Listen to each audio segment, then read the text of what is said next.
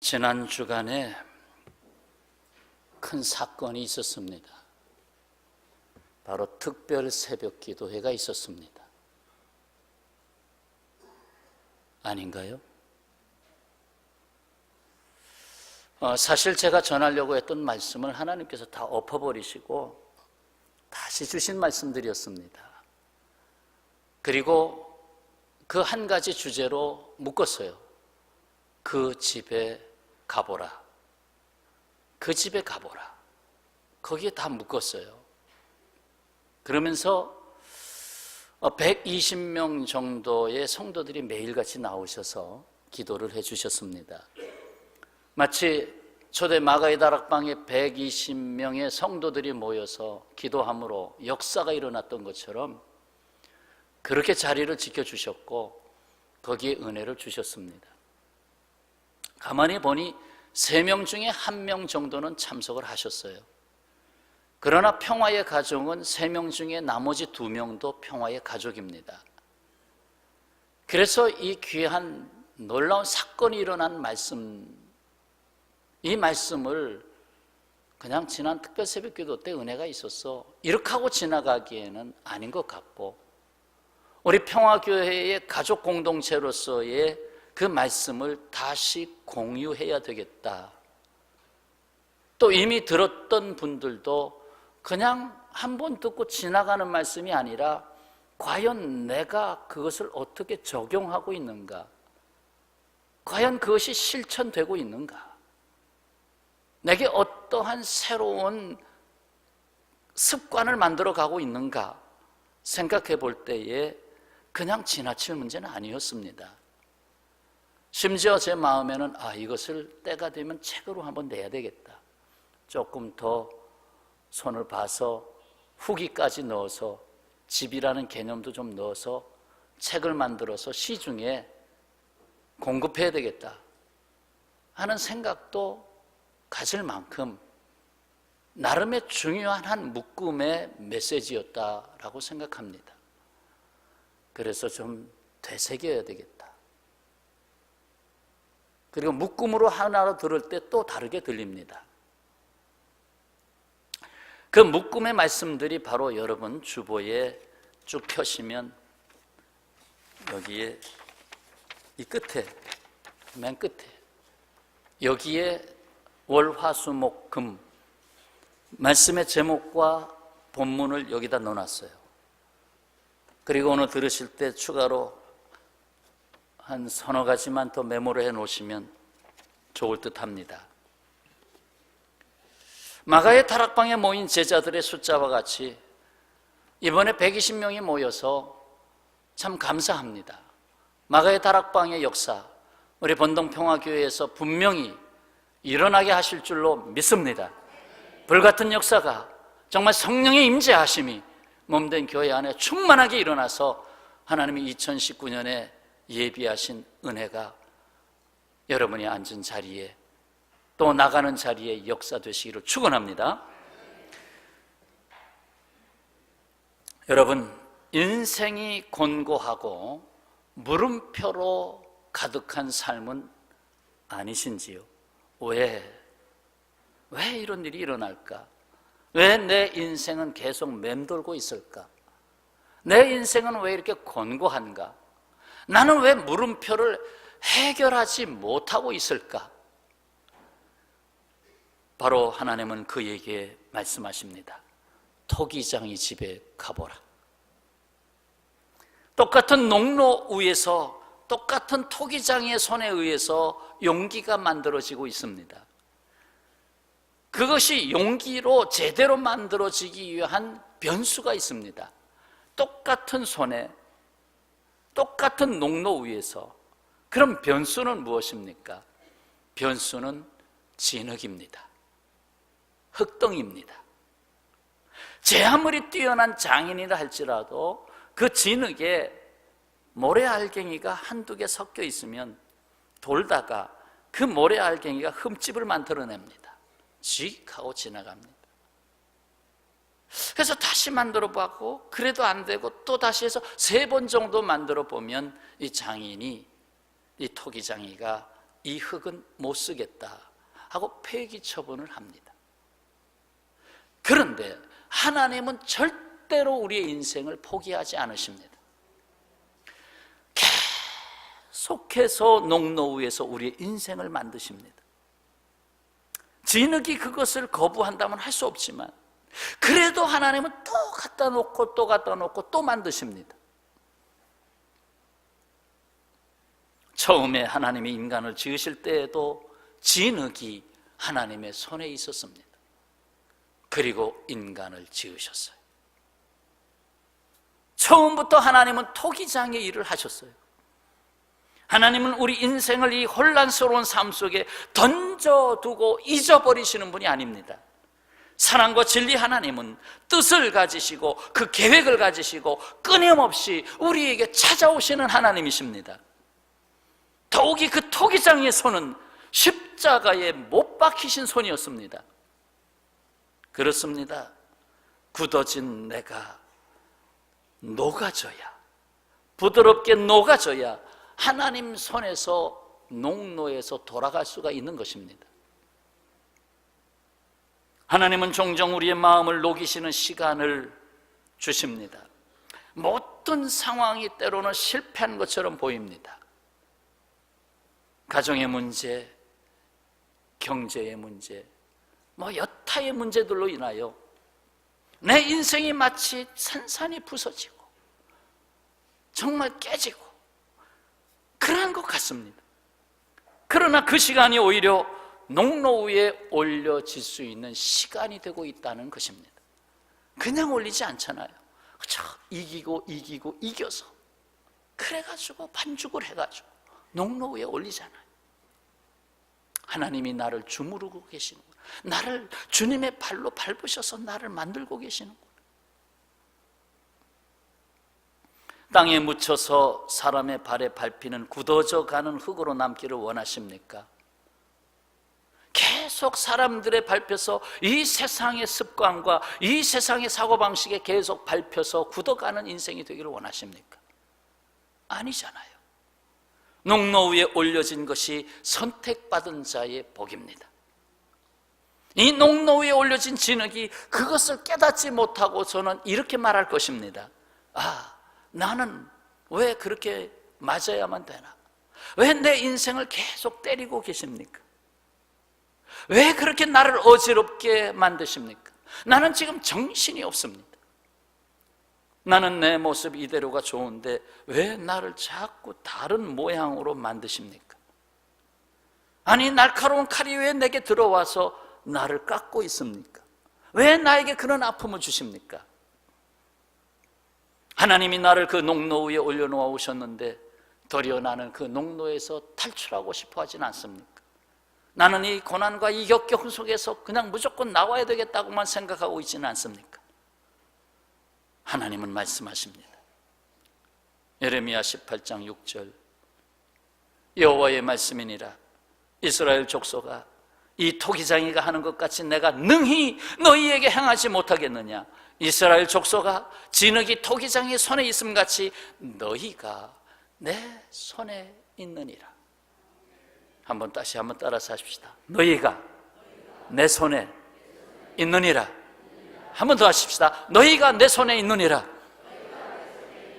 아멘.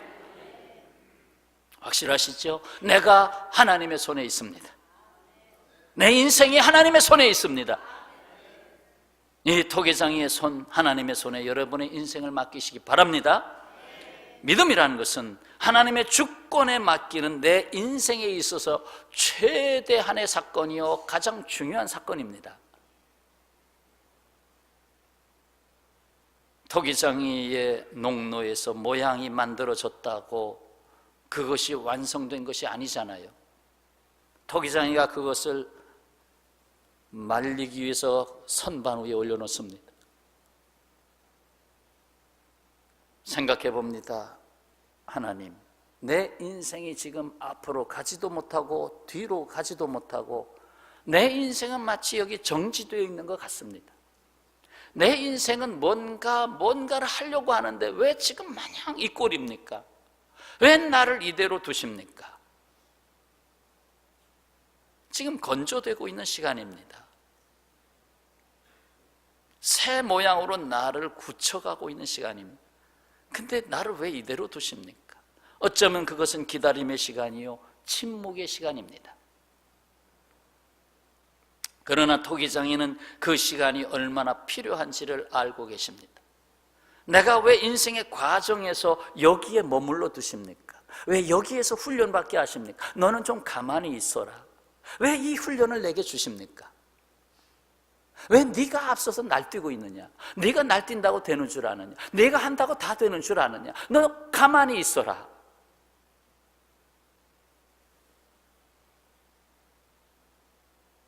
그것만이 아니죠. 완성품이 되기 위해서는 불가마 속으로 들어가야 됩니다. 더 큰 시련이 기다리고 있습니다. 왜 여기까지 하십니까? 성도 여러분, 삶이란 내가 하고 싶어 하는 일을 하는 것이 아닙니다. 내가 하고 싶은 일을 하는 것이 아닙니다. 내가 되어져 가는 일을 하는 것입니다. 내가 되어야 하는 일을 하는 거예요. 무슨 말입니까? 사람이 내가 이 일을 많이 했다, 내가 그 건물도 짓고 내가 이 일을 많이 해놨다, 그것이 아니라 너는 누구냐? 너는 어떤 사람이 되었느냐? 그걸 원하시는 거예요. 결국 너는 하나님을 닮은 사람이 되었느냐? 하나님의 성품이 네 안에 이루어졌느냐? 너 하나님이 원하시는 사람이 되었느냐? 그걸 원하는 거예요. 너 되어가고 있느냐? 하나님이 만드는 작품이 되어가고 있느냐? 이 복된 믿음으로 고백하시기를 바랍니다. 주님, 나의 삶이 주님의 농로 위에 있음을 고백합니다. 농로 위에 있는 나를 만지는 손은 십자가에 못 박히신 손이었습니다. 그리고 우리의 삶의 자리, 이 나라, 이 세상이 주님의 농로 위에 있음을 믿고 고백합니다. 이 믿음을 가지시기를 바랍니다. 아직도 내 인생이 농로 위에 있을지 모릅니다. 얘야, 내가 너를 만들고 있어. 이제 또 다른 집으로 인도하시네요. 이제는 모든 것이 끝났다. 더 이상 소망이 보이지 않는다. 아, 이제 다 끝났구나. 이제 손들어야 되겠다. 이제 기다리고 있는 것은 죽음뿐이다. 끝장났다. 혹시 그런 분 계신가요? 나 오늘 예배 드리고 나 인생 끝낼 거야. 나 끝장났어. 하나님은 그에게 사르밧 과부의 집에 가보라. 그 집에 가보라. 사르밧 과부의 집. 하나님은 기근이 극심하여 먹을 것과 마실 물이 동이 나는 어려운 시기에, 가뭄이 깊어서 1년, 2년, 3년 가고 있는 시기에 엘리야를 시돈에 있는 사르밧 동네의 한 과부 집으로 보냅니다. 어떤 집이에요? 과부와 아들이 살고 있는 집입니다. 어떤 집이에요? 마지막 떡 한 덩어리와 기름 조금 남아있는 집입니다. 이왕 가뭄의 때에 하나님, 저 강남에 창고가 있는 집에 보내시지, 냉장고 3개도 모자라서 5개 있는 집에 보내시지, 왜 마지막 양식이 남은 집으로 보내시나? 열왕기상 17장 13절의 말씀입니다. 엘리야가 그에게 이르되 두려워하지 말고 가서 내 말대로 하려거니와 먼저 그것으로 나를 위하여, 먼저 그 떡으로 나를 위하여 작은 떡 1개를 만들어 내게로 가져오고 그 후에 너와 내 아들을 위하여 만들라. 엘리야 선지자는 과부에게 말합니다. 먼저 그 양식을 내게로 가져와라. 아니, 마지막 그 떡을 먹고 죽으려고 하는 집인데 그거 나눠 먹기도 지금 적은, 그거 나눠 먹을 양도 아닌데 그거 내게로 가지고 와라. 다시 말해서 하나님께 가지고 오라는 거예요. 그 양식의 마지막 남은 것은 마치 펌프에서 물을 끌어올리기 위해서 남겨놓은 마지막 한 바가지의 물입니다. 혹시 옛날 시절 생각나시나요?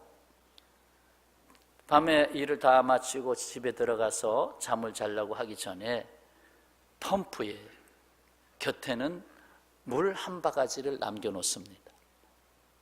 물론 다른 데서 떠올 수도 있겠지만 누구든지 그 펌프를 사용하기 위해서 물 한 바가지는 채워놓습니다. 그래야 펌프에 물이 다 내려가 있잖아요. 집어 한 바가지 물을 부으면서 하면은 물이 쭉쭉쭉쭉 올라오잖아요. 마지막 남은 물을 마중물이라고 해요. 마중물이 있는 집에 가보라. 마지막 양식이 남아있는 집에 가보라.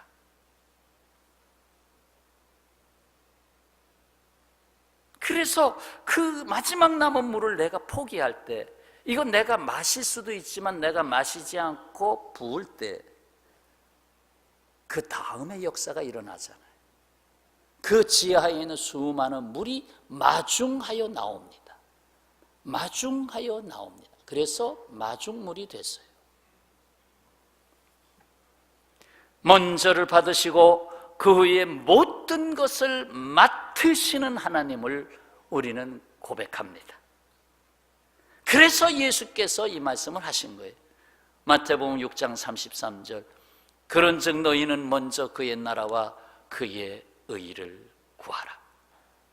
그리하면 이 모든 것을 너희에게 더하시리라. 먼저 하나님의 나라와 하나님의 의를 구하라. 먼저 하나님의 뜻이 무엇인가 생각하고 그것을 행하라. 그리하면 나머지 모든 것은 내가 하겠다. 이방인들이 구하는 그 모든 걸 내가 하겠다. 먹고 마시고 입고 자야 할 모든 필요한 거 내가 알지 않느냐. 그러나 먼저 할 일이 있고 나중에 할 일이 있다. 이 먼저를 내가 할 수 있겠느냐. 이번 특별 새벽 기도에도 이 먼저를 선택을 못하신 분이 계셔요. 그래도 나 먹고 살아야 되고, 그래도 나. 그러니까 이 마중물을 포기 못한 거예요. 이 마중물을 하나님 앞에 드리는 이 마중물이 기도의 마중물이 될 수도 있고, 그렇잖아요. 그러니까 내가 계속 하는 거예요. 하나님이 해야 되는데 내가 해야 되는 거예요.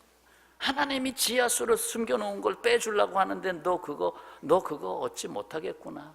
그냥 말라버릴 수밖에 없구나. 하나님은 모든 것의 처음이십니다. 처음 것은 곧 하나님의 시작입니다. 그래서 하나님은 처음 것을 하나님의 것으로 아는 사람을 통해서 그 다음의 것을 준비하시고 일하십니다. 그렇잖아요. 모든 것의 시작은 하나님이시잖아요. 창조주 하나님. 모든 것의 원인이시잖아요. 그러면 일상생활 속에서도 처음이라고 하는 것을 하나님의 것으로 구별할 수 있겠느냐. 그래서 첫 직장에 갔을 때 첫 월급을 하나님 앞에 바치는 일도 있어요. 그런 신앙 고백을 하시는 분도 있어요. 그 첫 월급 얼마나 귀합니까? 이거 가지고 옷도 사고, 이거 가지고 핸드폰도 사고, 이거 가지고 그동안 고맙습니다 스승님께 보답하고도 싶고. 근데 그것을 먼저 하나님 앞에, 이건 내 것이 아니다. 첫째 것은 내 것이 아니다. 너희는 먼저. 정말 내 일생생활 속에서 먼저를 기억할 수 있겠는가? 이 먼저를 놓치면 다음 것은 내가 다 해야 돼요. 다 하세요. 평생 뼈 빠지게 수고하세요. 나머지 다 했어요. 정말 은혜로 살아야 되잖아요. 오직 나의 나 된 것은 하나님의 은혜로 된 것이니 이 고백이 여러분의 것이 되시기를 축원합니다. 마중물은 내 것이 아니에요. 사막 한가운데 펌프 옆에 마지막 물 한 바가지, 뚜껑 덮어놓은 마지막 물 한 바가지를 그냥 먹고 가면 안 되는 거예요. 그건 내 것이 아니에요. 예수님은 마지막에 이 땅에 오신 마중물이었어요. 예수님은 마중물로 오셨어요. 선지자들 보냈지만 다 잡아 죽이고 결국 마지막에 하나님의 아들이 마중물로 오셨어요. 이건 마지막이다. 마지막 날에 보낸 마지막이다. 그래서 예수님이 그 마지막 십자가의 못을 박히셨어요. 거기서 물과 피를 다 쏟으신 것이 마중물이에요. 그리고 인류를 구원하셨어요. 주님의 자녀가 된 여러분, 이제는 우리가 이 세상의 마중물이에요. 우리 그리스도인이 마중물이 되지 않으면 이 세상 구원할 수가 없습니다. 마지막 남은 것에 시험과 원망을 담지 마시고, 아이고 이것밖에 없어요, 이제 끝났어요, 아이고 이렇게 하세요, 그러지 마시고, 하나님이 왜 마중물을 마지막에 남겨놓으셨는가? 그때 주님이 내게, 얘야 그건 내게로 가지고 와라. 과연 믿음과 순종을 담으실 수 있겠습니까? 마중물이 있는 집에 가보라. 가보세요. 우리 집은 아닌지. 이제 나머지 들려야 할 집은 오래 머물 수가 없습니다. 잠깐 들려봅시다. 예수께서 승천하실 때 예루살렘을 떠나지 말고 약속한 것, 곧 성령 강림을 기다리라고 하셨습니다. 그래서 마가의 다락방에, 마가 요한의 집, 마가는 로마식의 이름, 요한은 히브리식의 이름, 그리고 그의 어머니는 마리아, 마가의 집, 요한의 집, 마리아의 집, 다 맞는 말이에요. 그 마가의 다락방에 120명 정도의 제자들이 약속을 따라서 모였습니다.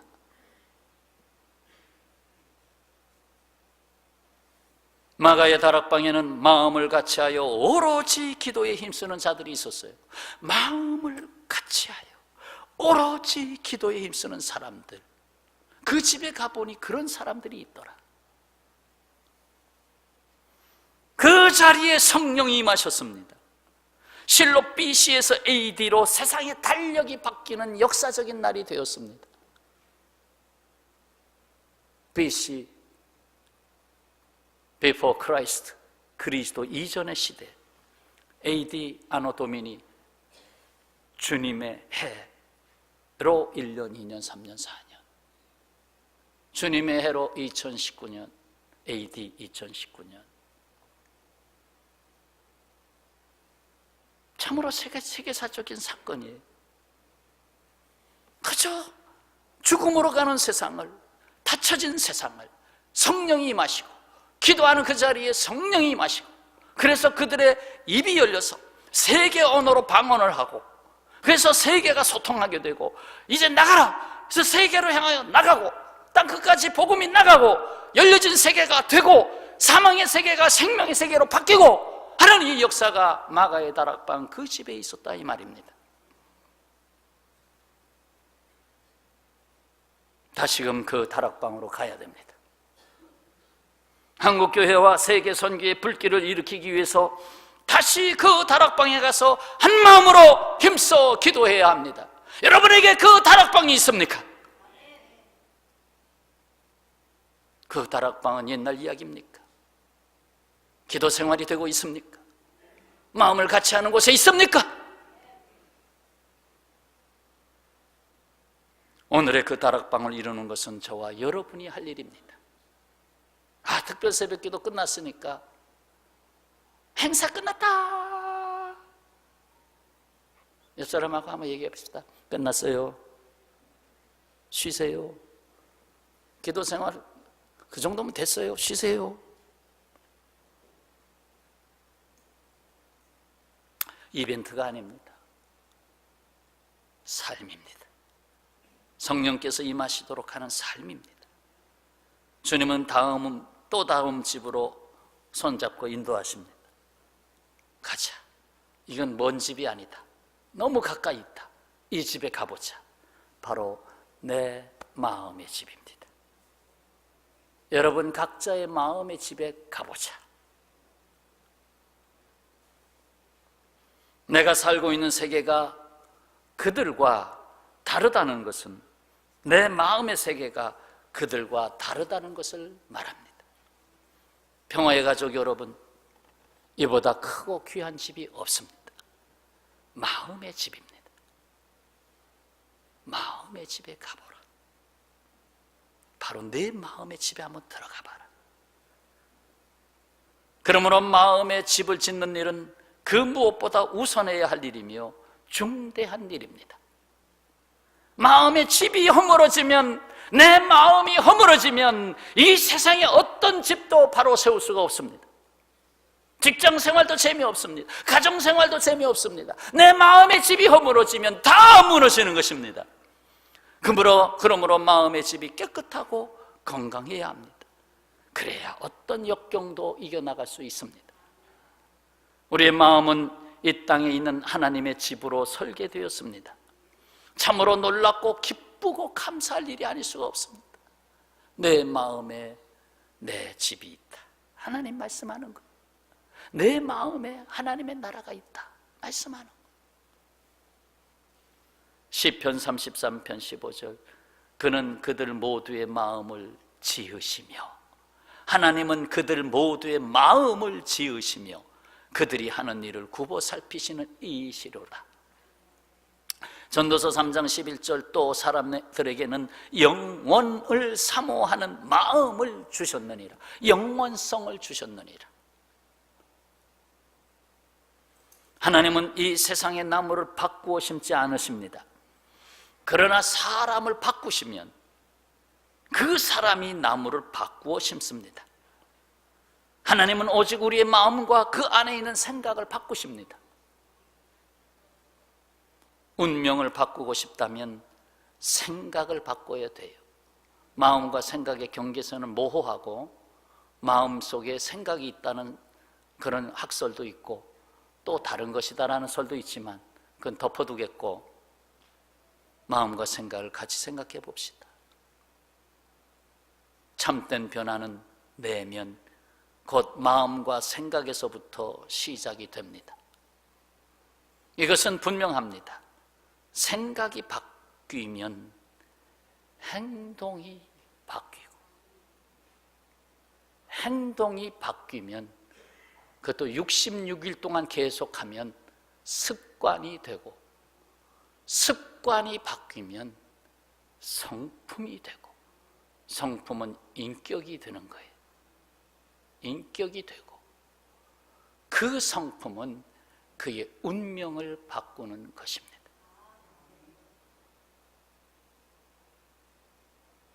인격이 운명을 바꿔요. 실력은 거기에 부록입니다. 거기다 실력까지 들어가면 금상첨화죠. 인격이 가장 중요한 거예요. 그러면 운명이 바뀌어요. 따라서 자신의 인생을 바꾸기 위해서는 자신의 생각부터 바꿔야 합니다. 그런데 이것은 그 누구도 스스로 바꿀 수 없습니다. 내가 나를 바꾼다고요? 못 바꿔요. 내가 나 못 바꿔요. 하나님이 굳어진 흙을 떠다가 농로 위에 올려놔야 돼요. 그래야 바뀌어요. 하나님이 창조하신 인간은 오직 하나님이 바꾸실 수 있어요. 그걸 다른 말로는 구원을 받아야 되는 거예요. 궤도를 이탈한 기차는 스스로 궤도 위로 올라설 수 없습니다. 요즘 열차 사고 많이 나대요. 그거 어이구 내가 떨어졌네. 열차가 떨어졌네. 올라가자. 올라갈 수 있어요? 절대로 못 올라갑니다. 엄청난 기중기가 와서 들어 올려서 올려놔야 되는 거예요. 하나님이 들어서 올려놔야 돼요. 하나님을 떠나 육신이 되어버린 인간은 스스로 생각을 바꿀 수 없어요. 스스로 생각 안 바뀝니다.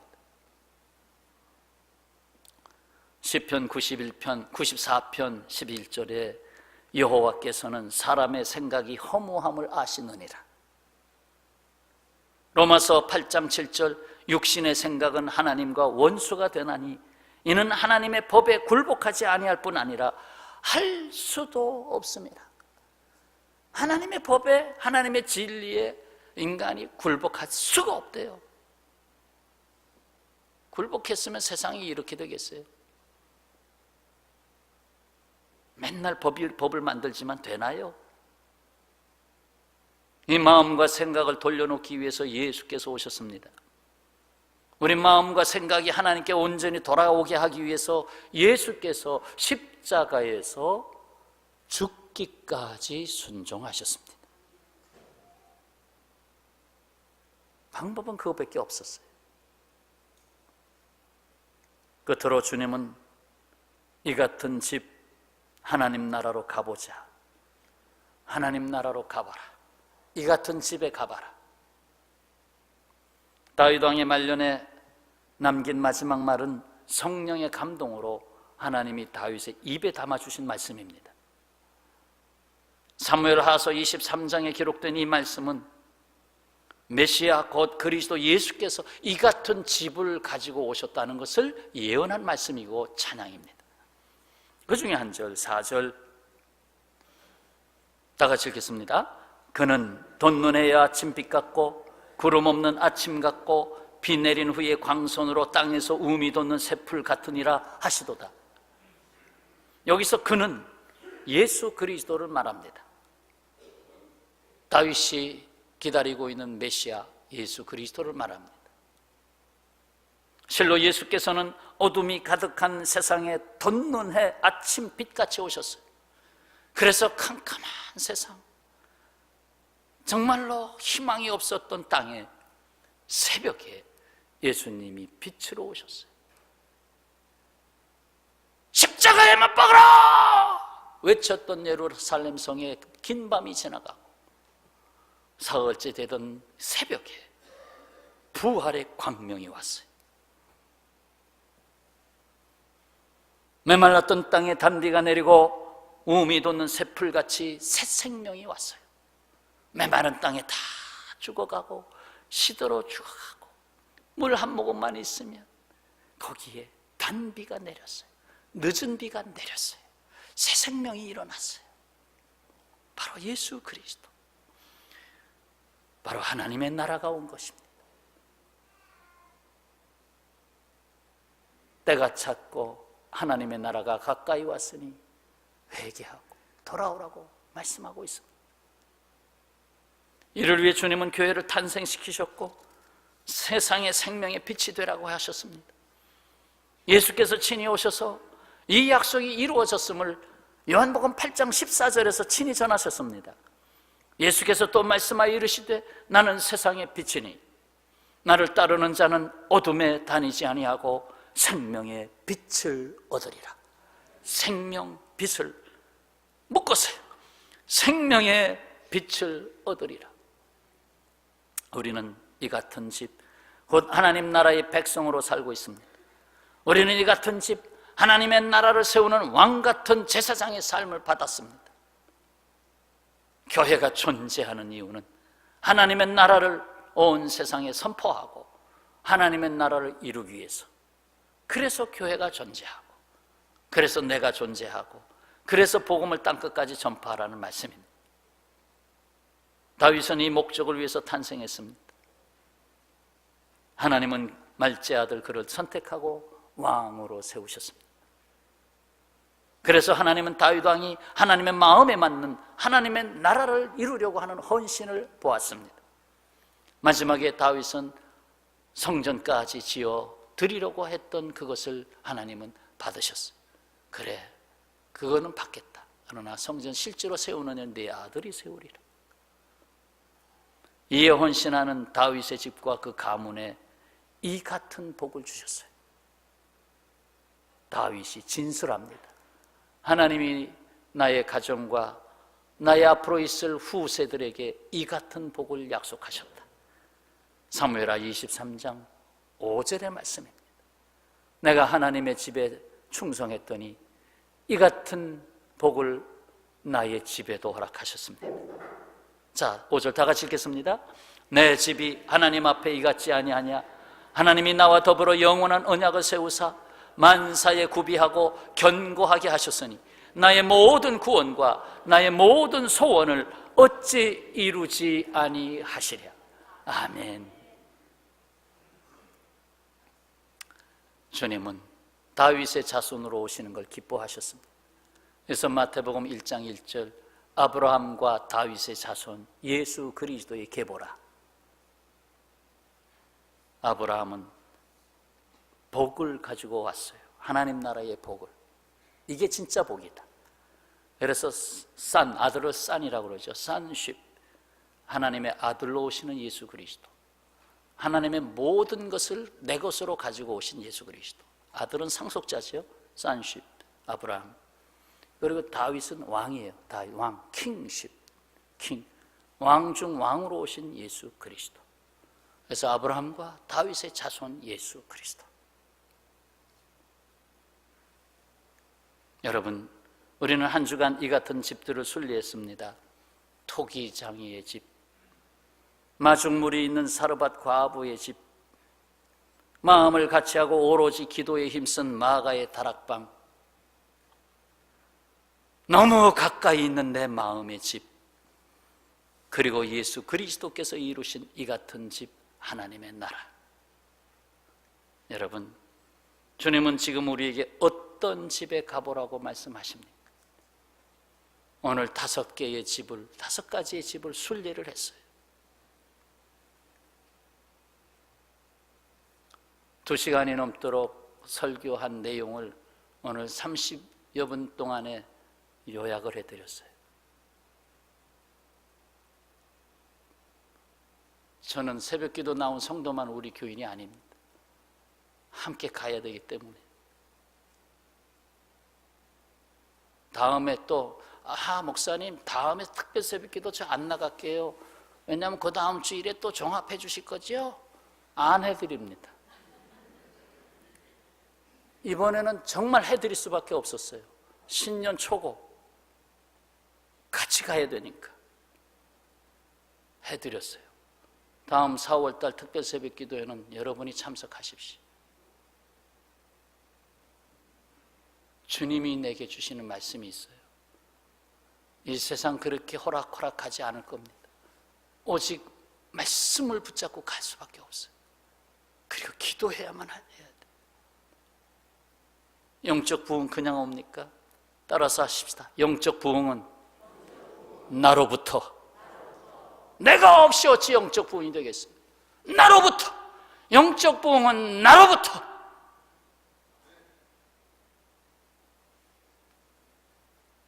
이제도 하나님은 우리를 위해 준비하신 오늘의 집으로 인도하십니다. 오늘의 집. 그 집의 삶을 살게 하시려고 계속해서 예배하는 집으로 불러들이십니다. 그리고 우리를 영원한 천국집으로 인도하실 때까지 주님으로부터 임하는 말씀은 계속될 것입니다. 기도하겠습니다.